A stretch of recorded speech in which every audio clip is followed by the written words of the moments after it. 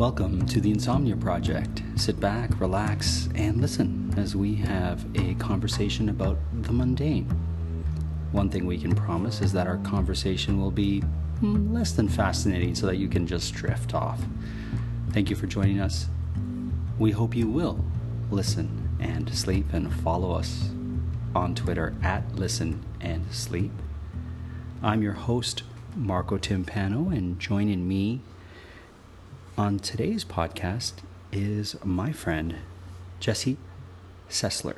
Did I say that right? You did. I was practicing. You know, I'm always conscious of people's names, in particular their last names, because people will get mine wrong, or what they'll do. I can imagine. I don't even think I can say yours. Timpano? Timpano? Yeah, it's an easy last name. I think it's an easy last name, but people... I see it spelt sometimes, and I don't know. Okay.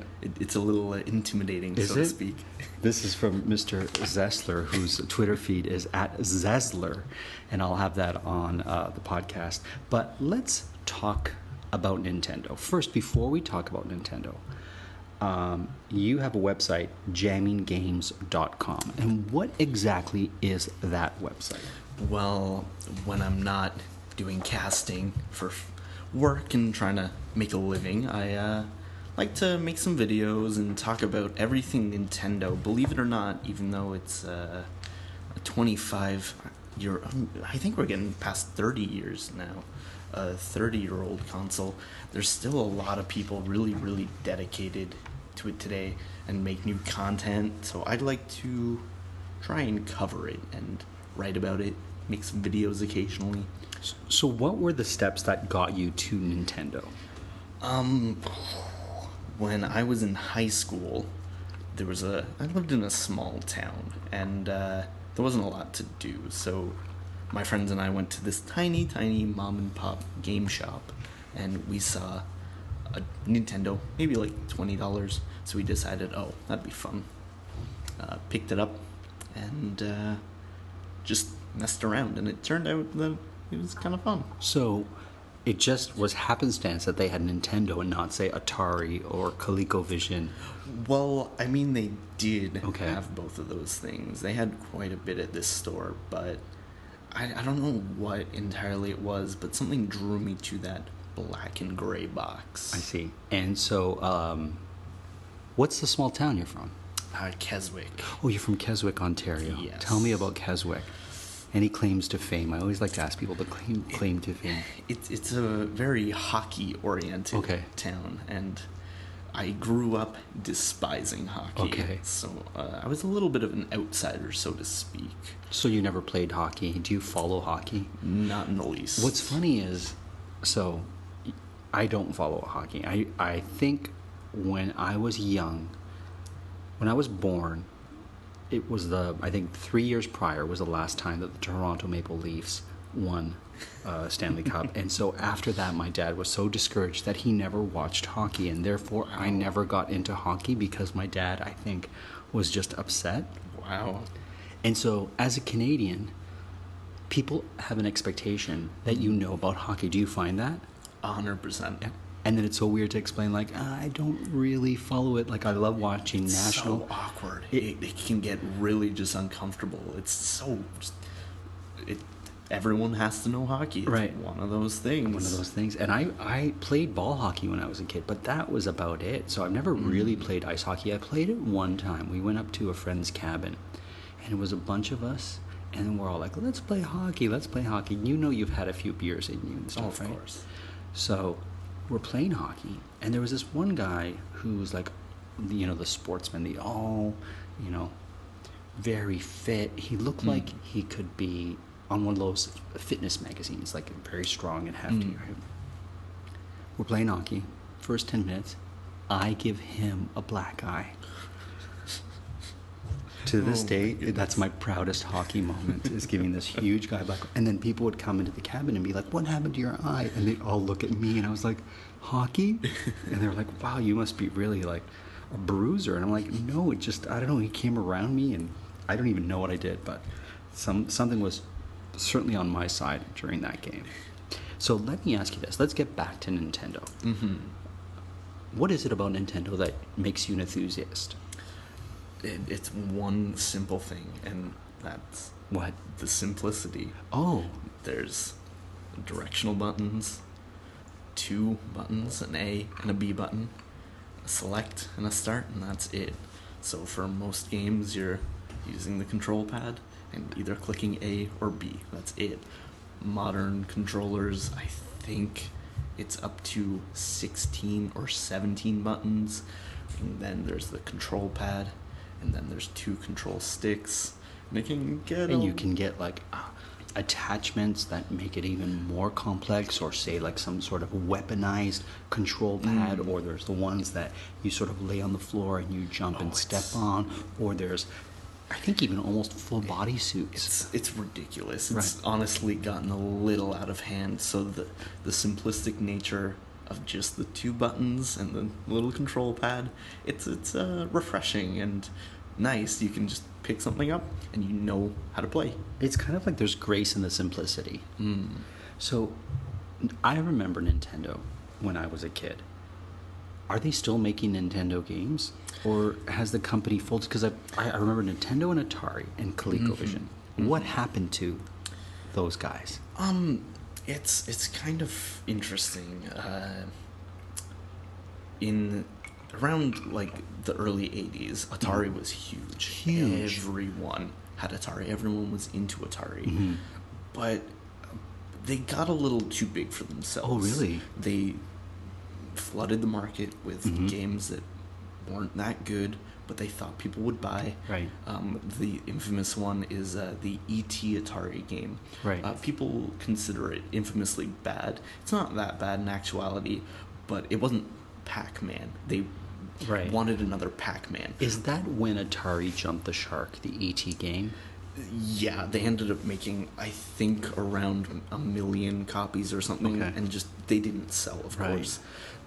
They actually, there's a recent story, they buried, the rumor always was that they buried all of these unbought, unsold Atari copies in some landfill in the middle of the desert. Sure. And they had a recent excavation and found them all. It was always a rumor up until this point, but it turns out, they did flood the market a little bit and had to just get rid of all these copies. And eventually that led to just the game market crashing. And Nintendo sort of just slipped right in and brought it back to life, rejuvenated it, if you will. And that's why a lot of people have a big attachment to it. Yeah, I have friends who have Nintendo boxes that they have like sort of in their games room, and it's kind of, it takes like a place of sort of a proud place in that sort of games room, and then they'll have all their Nintendo games, and they'll be like, Marco, which one would you like to play? And I'm like, I don't know, show me. For a lot of people, it was their first console, and that's like your first of anything can really be memorable and like mean something to you. And that's why I think that Nintendo has stayed around so long, because the fact is it still has a huge community of the old Nintendo. In 2016, there are people still making games for it. Not Nintendo specifically, but hardware enthusiasts and game developers making new games. That will work on the old console, but console. that aren't Nintendo approved? Is that... That's correct. Wow. Yeah, it's just made a life of its own. It's kind of wondrous that people have been keeping this, granted, obsolete hardware alive and kicking 30 plus years later. It's kind of magical if you think about it. So let me ask you this. What was the first game you played on your Nintendo console? It's not a very original answer, but it has to be Super Mario Brothers. Okay, Super Mario, awesome. And what is your favorite game, or what is one of your favorite games? Because I'm sure that's a hard question. That's kind of like, it is. It's a very difficult question. But what's one that you always go to? Oh, that's an easier question. There's about 650 plus officially licensed games, and then there's hundreds and hundreds of unofficial, so non-Nintendo licensed ones. Right. So you've got quite a big pool to pick from. Sure. One of the standouts for me, one of the ones that again, it has sort of an infamy to it, is Battletoads. Battletoads. Yeah, so in the 80s, as everyone remembers, Ninja Turtles was the thing. That was the in-cartoon. The comics were huge. It was everywhere. Yeah, and we've seen, recent reincarnations of it with movies and all kinds of games and toys and stuff. So many companies wanted to sort of ride the coattails. Like, how do they get in on this? How do they have their own Ninja Turtles? Right. And that's how Battletoads came around. It started just as a game. So it's a rip-off 100%. of Ninja Turtles. Awesome. But it had a sort of charm to it. It was a 2-player, so you could play with a friend at the same time, playing not against each other, but comrades. Exactly. Okay. And or comtoads. Yeah, exactly. And it had a cartoony aesthetic, so when you would punch people, the fist would enlarge and become a giant boxing glove. When you would kick people, your foot would turn into a giant boot. It was very humorous and very cartoony, but the thing that makes it so infamous is the difficulty. Oh. Yeah. Much like many games of the era, the longevity was cemented by the difficulty. So they would make things more difficult than they should be to keep kids playing and playing and playing. Sure. So that it'd take a long time to finish. They went a little bit too far with this one. But it's the gameplay and just the everything about it was very just fun and entertaining, that it kept people going back again, and not being frustrated. That's a very important point. You don't want to have a game that's so difficult that you get frustrated, put it down, and you don't want to play it again. Sure. You just want it to be difficult enough that you think, I can do this. Right. I can get by. And for that reason, that's always one that's been a good one just to go back to. Have you gotten to the end of it? Oh, God, no. No, you haven't. No. As a Nintendo enthusiast, you haven't been able to get to the end of Battletoads. It's difficult. Wow. There are many cheat devices that you can use. So if you count that, which I don't, I have beaten it. I see. But on its own, without the cheat devices, you have not beaten. Battletoads has beaten you till this point. Yeah. Defeated. What was the last game Nintendo officially made? The last officially licensed Nintendo game is, everyone remembers Mario. Everyone remembers Luigi. Right. But they wanted to add another character. I see. That was Wario. He was kind of like the anti-Mario, but they didn't really know what to do with him. So, like any character that they don't know what to do with, they gave him a puzzle game. Okay. And that was called Wario's Woods. Came out in 1994, and it was actually a really good game, but unfortunately by that point, Nintendo already had the Super Nintendo that was out, and that was picking up a lot of steam and just taking over the market. So it kind of just came and went. But it was really good, and people tend to not give it enough credit.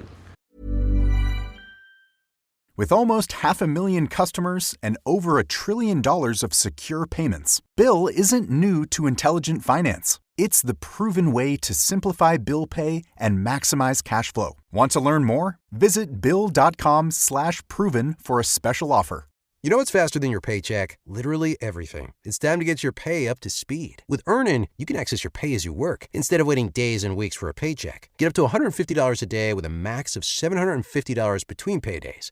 No interest, no credit checks, and no mandatory fees. Because, hey, it's your money. Download the Earnin app now to get it and join millions of people making any day payday. That's EARNIN. Earnin is not a bank. Access limits are based on your earnings and risk factors available in select states. Expedited transfer is available for a fee. Terms and restrictions apply. Visit Earnin.com for full details. Dear McDonald's, your breakfast menu? Fire. 10s across the board. I could be happy with anything, even though I ordered the same thing every time. Thanks for not judging me. I'll try something new next time. Maybe. Score a 2 for $5 deal on a sausage McMuffin with egg and more. Limited time only. Price and participation may vary. Cannot be combined with any other offer. Single item at regular price. Ba-da-ba-ba-ba. since I'm talking to a Nintendo expert and someone who has, like, you know, you do all this writing on Nintendo and videos and whatnot, and I'll mention your site again, which is jamminggames.com. You can find it on our sort of podcast notes in case you want to see exactly where to go.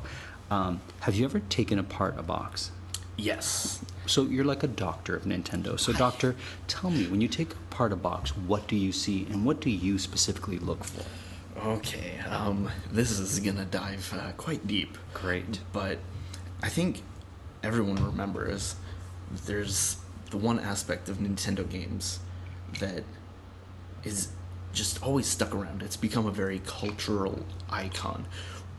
When you see people blowing into the cartridge. Right, of course, you would blow into it when it would be like staticky or when you would have sort of issues with the game, is that correct? The games, you would put them in and they would never work. Right. Never. It was infuriating. Everyone had the same problem. To put that into context, basically, because games just weren't that big anymore when Nintendo hit the market, they wanted to approach it in a different way. So they made the console look more like a VHS player, or a VCR, sorry. Right. So you had to slide the cartridge in and then press it down. Right. So when you open up the Nintendo, what's actually going on is they have their main motherboard, and there's a pinout on that. Attached to that pinout is called the 72-pin connector. Now, that connector is a long C shape of pins, and when you put in the Nintendo cartridge and press it down, it bends those pins. Okay. So think about that. Every time that you put a game in, you're bending the pins. You press it down and take it out, you're bending the pins again. And it got to the point where these pins were bent so much that just it wasn't touching the cartridge anymore. Okay. And that's why many people, when they would put in the games, they wouldn't work. So I'm not sure exactly how it came up, but I hate to burst everyone's bubble, but blowing on the cartridges actually doesn't do anything. Oh, I see. When you put the games in, you have to sort of wiggle it around and put it at the specific angle so that the pins can hit each other. Blowing, I guess, created this sort of placebo effect. I see. So it's kind of interesting to look back. Many people, surprisingly, have made some hardware revisions. Okay. Again, very recent, within the past 2-3 years, to circumvent this. There's one that's called the blinking light win, and essentially what that is instead of, they replaced the 72-pin connector with one that you simply slide the game in, and it doesn't allow you to press the game down. Okay. Once you slide it in, the pins are touching, and then it just works. There's many instances of people creating new hardware revisions to Nintendo like this, and again, it goes back to just how insane it is to see that this, again, 30-year-old hardware is being kept alive with all these new hardware revisions to extend the lives of these ancient consoles. It's quite fascinating when you really get into it. But isn't pushing it down part of the fun, part of the sort of ceremony of using the cartridge? Of course, it's such a cultural icon. I mean, you walk into a Hot Topic and you see tons of t-shirts with a picture of a cartridge and it says "blow me." Everyone knows that. You press it down and you get that satisfying click. But when it's for people like me, it gets to the point where I'm like, I just want to play the game. Okay. I'm very sick and tired of having to... So do you have this modification on your console? I don't have that specific modification. And do you have another modification? Sort of. Tell me about this modification. So, there's this company called Analog Co. And they're known for a specific device called a consoleized MVS Neo Geo. Wow. And I'm not going to hang on. A consoleized MVS Neo Geo. Neo Geo. So I'm not going to dive too deep into this. No, I do want you to dive into this. So what that is... If I have an expert on, I need to know exactly what I'm asking. I may be knowledgeable in the ways of Nintendo, but Neo Geo, oh my goodness, is that ever a whole other can of worms. Okay, so tell me about it as much as you want to get into. Totally. So what this is, if you might remember back again in the 80s, Neo Geo, the MVS was, the MVS, I can't remember the specific acronym, but it was essentially just an arcade machine. Okay. You go to your local arcade, and it would be a multi-game arcade machine. Okay. And it had some really good titles like Metal Slug, Puzzle Bobble, a lot of ones that I can't quite remember. Okay. But it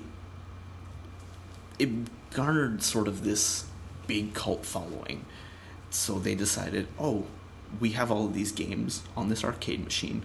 Why don't we turn that into a console that people can buy and bring home? Oh.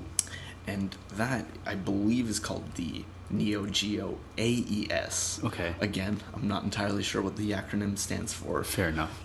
But the problem was, this was literally an arcade machine shrunken down to fit into your living room. Right. So of course, if you remember, arcade machines are kind of expensive. Sure. So this AES cost about $1,000, maybe $1,200. I can't really remember. Okay. And then the games were like $100+ each. It was ridiculously expensive, especially when compared to something like Nintendo, which is $200 for the console and $50 per the game. So what many companies like Analog Co. decided to do was consoleize the arcade machines. The big distinct factor between the AES and the MVS is the games couldn't be swapped between them. Oh.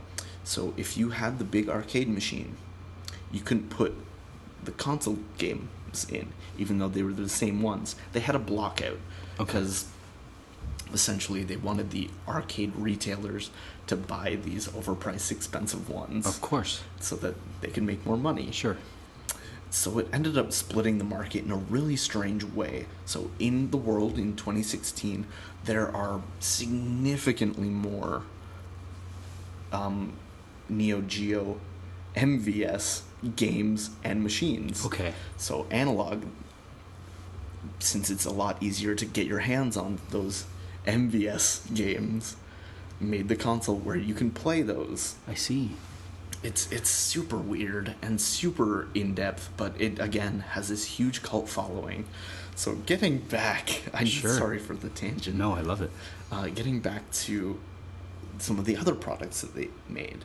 The one specifically relating to Nintendo is called the Analog NT.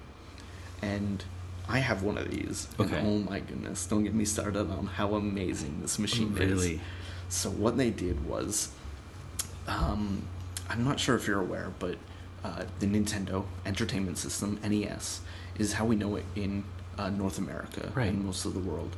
But in Japan, they released the console as the family computer.